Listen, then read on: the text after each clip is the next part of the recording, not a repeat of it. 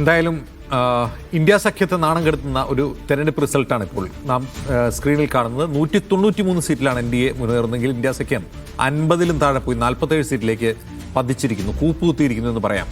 പിന്നെ പ്രതിപക്ഷത്തെ സംബന്ധിച്ച് ഇനി അവർ ചോദ്യം ചെയ്യാൻ പോകുന്നത് ഇതിൻ്റെ വെറാസിറ്റിയെക്കുറിച്ചാണ്, ഈ തെരഞ്ഞെടുപ്പ് ഫലത്തിൻ്റെ ജെന്യൂനിറ്റിയെക്കുറിച്ചാണ്, ഈ തെരഞ്ഞെടുപ്പ് ഫലത്തിൻ്റെ ട്രാൻസ്പെറൻസിയെക്കുറിച്ചാണ്.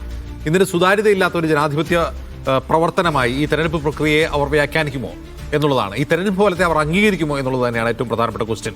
കാരണം SARൻ്റെയും വോട്ട് ചോരിയുടെയും പശ്ചാത്തലത്തിലാണ് ബീഹാറിൽ തെരഞ്ഞെടുപ്പ് നടന്നത്. ആ തെരഞ്ഞെടുപ്പ് ആരോപണങ്ങൾ നിലനിൽക്കുകയാണ് ഇത്രയും വലിയൊരു വിജയം NDAക്ക് ലഭിച്ചിരിക്കുന്നത് എന്നും കാണാം. അപ്പോൾ ഇനി എന്താണ് വോട്ട് ചോരി ആരോപണത്തിൻ്റെ SAR പ്രോസസ്സ് സംബന്ധിച്ച നിയമ പോരാട്ടങ്ങളുടെ ഭാവി എന്താണ്? സുപ്രീം കോടതിയിൽ വരുന്ന 26-ാം തീയതി ആ കേസ് വീണ്ടും വരികയാണ്. SAR പ്രോസസ്സ് കേരളം ഉൾപ്പെടെയുള്ള അടുത്ത വർഷം തെരഞ്ഞെടുപ്പ് നടക്കുന്ന സംസ്ഥാനങ്ങളിൽ തുടരുകയാണ്. ഈ ഘട്ടത്തിൽ തദ്ദേശ തെരഞ്ഞെടുപ്പുകൾ നടക്കുന്ന സംസ്ഥാനങ്ങളുണ്ട്. തെരഞ്ഞെടുപ്പ് കമ്മീഷന്റെ വിശ്വാസ്യത ചോദ്യം ചെയ്യുന്ന പ്രതിപക്ഷ കക്ഷികൾ ഒരു വശത്ത്, മറുവശത്ത് തങ്ങളുടെ അജണ്ടയുമായി മുന്നോട്ട് പോകുന്ന തെരഞ്ഞെടുപ്പ് കമ്മീഷൻ മറ്റൊരു വശത്ത് SAR ഏതു വിധേനയും കേരളത്തിൽ ഉൾപ്പെടെ നടപ്പാക്കും എന്ന് പ്രഖ്യാപിക്കുന്നു. അപ്പോൾ ജനങ്ങൾക്ക് ഈ തെരഞ്ഞെടുപ്പ് പ്രക്രിയയിലുള്ള വിശ്വാസം എത്രത്തോളമാണ്? ബീഹാറിൽ നിന്ന് തന്നെ ഈ തെരഞ്ഞെടുപ്പ് ഫലത്തോടുള്ള ജനങ്ങളുടെ പ്രതികരണം എന്തായിരിക്കും തുടങ്ങിയ കാര്യങ്ങളാണ് ഇനിയും ഉച്ചയ്ക്ക് ശേഷം പ്രധാനമായും നാം നോക്കേണ്ടി വരിക. ഇപ്പോൾ നാം സ്ക്രീനിൽ കാണുന്ന ഈ തെരഞ്ഞെടുപ്പ് ഫലത്തിൽ വലിയ വ്യത്യാസമൊന്നും വരാൻ പോകുന്നില്ല. NDA 200 കടക്കുമോ എന്നുള്ളത് മാത്രമാണ് ഈ ഘട്ടത്തിൽ നോക്കിക്കാണേണ്ടത്. അതിനപ്പുറമുള്ള ആശങ്കകളോ പ്രതീക്ഷകളോ ഒന്നും തന്നെ ഈ തെരഞ്ഞെടുപ്പ് ഫലത്തിൽ വേണ്ടതില്ല എന്നാണ് ഇപ്പോൾ പുറത്തു വരുന്ന റിസൾട്ടിൽ നമുക്ക് മനസ്സിലാവും. തെരഞ്ഞെടുപ്പ് കമ്മീഷന്റെ വെബ്സൈറ്റിൽ കാണുന്ന ഫലസൂചനകളും വ്യത്യസ്തമല്ല എന്ന് കാണാം. ഏതാണ്ട് ഏറെക്കുറെ ഈ ട്രെൻഡ് തന്നെയാണ് തുടരുന്നത് എന്നും കാണാം.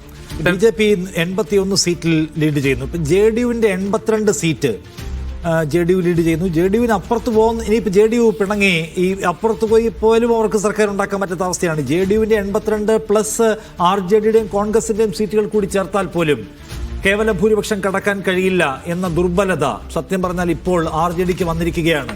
വരൂ നമുക്ക് സർക്കാർ ഉണ്ടാക്കാമെന്ന് ഈ നിതീഷ് കുമാറിനെ വിളിക്കാൻ പോലുള്ള ആരോഗ്യം RJDക്കില്ല എന്നാണ് ഇപ്പോഴത്തെ പ്രശ്നം. നിതീഷ് കുമാർ വന്നാലും RJDക്ക് സർക്കാർ ഉണ്ടാക്കാൻ പറ്റില്ല. അതേസമയം BJP 81 പ്ലസ് ഈ ലോക് ജനശക്തി പാർട്ടി എന്നുള്ള LJP 22 സീറ്റ്, അവർ 103 സീറ്റിലേക്ക് അവർ രണ്ടുപേരും കൂടി മാത്രമായി എത്തുകയും ചെയ്തിട്ടുണ്ട്. BJPക്ക് വിചാരിച്ച ഒരു മുന്നേറ്റം ഉണ്ടാക്കാൻ, അതായത് ഇതിൻ്റെ ഒരു അനുപാതം നോക്കിയാൽ JDU ഉണ്ടാക്കിയിട്ടുള്ള ഒരു വളർച്ചയുള്ള ഒരു ലീപ്പ് ഉണ്ടല്ലോ, കുതിച്ചു ചാട്ടം, അതിനൊപ്പിച്ച് വളരാൻ BJPക്ക് പറ്റില്ല. BJP 73-ൽ നിന്ന് 81-ലേക്ക് വന്നുള്ളൂ.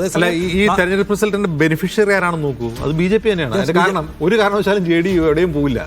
JDU അവിടെ തന്നെ NDA തന്നെ ഉണ്ടാവും. മാത്രമല്ല കേന്ദ്ര ഭരണം സുരക്ഷിതമാകും, ബീഹാർ പിടിക്കുകയും ചെയ്യാം. JDUവിന് എവിടെയും പോകാൻ കഴിയാത്തവണ്ണം ആരെ ദുർബലമാക്കുന്നതിൽ, RJDയെ ദുർബലമാക്കുന്നതിൽ, RJDക്ക് ഒരാളെയും സഖ്യത്തിന് വിളിക്കാൻ കഴിയാത്ത വിധത്തിൽ RJDയെ ദുർബലമാക്കുന്നതിൽ BJP വിജയിക്കുന്നു. എന്താണ് ഈ തെരഞ്ഞെടുപ്പിൽ രസകരമായിട്ടുള്ള കൗതുകരമായിട്ടുള്ള ഒരു പോയിന്റ്?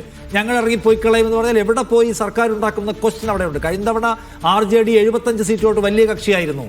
ചെറിയൊരു കക്ഷിയെ കിട്ടിയാൽ അവർക്ക് സർക്കാർ ഉണ്ടാക്കാമായിരുന്നു, ഉണ്ടാക്കുകയും ചെയ്തല്ലോ. നിതീഷ് കുമാർ ഒരു വേള ഇറങ്ങിപ്പോവുകയും അപ്പുറത്ത് ചേർന്ന് സർക്കാർ ഉണ്ടാക്കുകയും ചെയ്തു. അങ്ങനെ തേജസ്വി ഉപമുഖ്യമന്ത്രിയുമായി. പക്ഷെ തിരിച്ചു വന്നു. ഇനിയിപ്പോൾ ഇത്തവണ അങ്ങനെ പോകാനും കഴിയാത്ത വിധം RJDയെ തീർത്ത് കളയുക എന്ന പണിയാണ് അവിടെ നടന്നിട്ടുള്ളത് എന്നതുകൂടി പ്രത്യേകം കാണണം. കോൺഗ്രസ് 19-ൽ നിന്ന് 6-ലേക്ക് വന്നു. അപ്പോൾ അവർക്ക് ഇനി അപ്പുറത്ത് പോയൊരു ഗവൺമെൻറ് ഉണ്ടാക്കുക സാധ്യമല്ല. ആ ഒരു ശ്രദ്ധേയമായ പോയിന്റ് കൂടി അതിനകത്തുണ്ട്.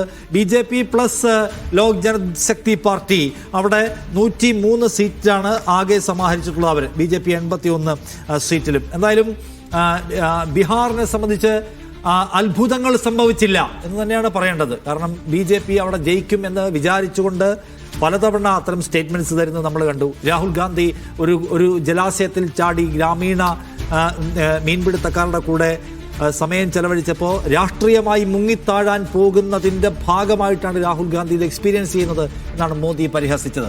അത് തന്നെയും സംഭവിച്ചു. 19 സീറ്റിൽ നിന്ന് 5 സീറ്റിലേക്കാണ് രാഹുൽ ഗാന്ധിയുടെ പാർട്ടി ബീഹാറിൽ വീണത്. 75 സീറ്റിൽ നിന്ന് 33 സീറ്റിലേക്കാണ് RJD അവിടെ വീണത്. അപ്പോൾ BJPയുടെ കോൺഫിഡൻസ് എന്തായിരുന്നു അത് തന്നെ നടന്നു. എന്തായിരുന്നു ഈ പറയുന്ന എക്സിറ്റ് പോൾ ഫലങ്ങൾ പറഞ്ഞത് അതുതന്നെയും നടന്നു എന്നാണ് നമ്മൾ കാണേണ്ട കാര്യം.